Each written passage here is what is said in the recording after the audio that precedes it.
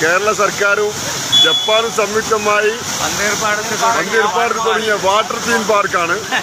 പിന്നെ കുട്ടികൾക്ക് കളിക്കാൻ പ്രത്യേക സൗകര്യത്തോടു കൂടിയാണ് ഒരുക്കിയിട്ടുള്ളത്. വാഹനങ്ങൾ നിർത്തിയിട്ടുകൊണ്ട് തന്നെ ഈ ജലധാര ആസ്വദിക്കാൻ കഴിയുമെന്നുള്ളതാണ് ഇതിന്റെ പ്രത്യേകത. ആശ്വാസമാണ്. നൂറുകണക്കിന് ആളുകളാണ് ഇപ്പോൾ ഇവിടെ വന്നുകൊണ്ടിരിക്കുന്നത് കാണാൻ. 6 നമ്പർ അക്ഷയ സെന്റർ നടത്തുന്ന സലീംക വരെ ഇപ്പൊ ഒന്ന് വീട് ലീവായിട്ട് ഇത് കാണാൻ വന്നിട്ടുണ്ടെന്നാണ്. ചെക്കന്മാർ ഇങ്ങനെ ഉത്സവ ലഹരിയിലാണ് ഇപ്പത്. ചെക്കന്മാരൊക്കെ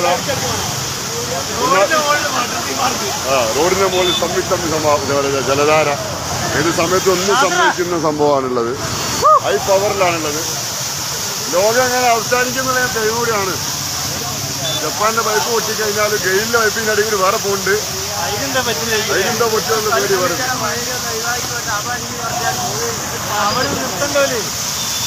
അങ്ങോട്ട് വിട്ടാൽ മതി.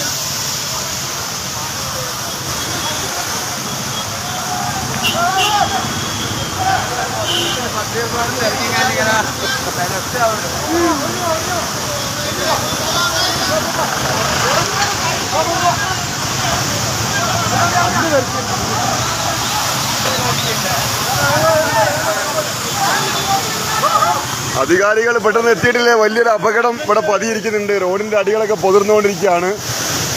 വാഹനങ്ങൾക്കൊക്കെ ഗതാഗതം വയനാട് റോഡിൽ ആംബുലൻസ് ഉൾപ്പെടെയുള്ള വാഹനങ്ങൾ വരുന്ന റോഡാണ്.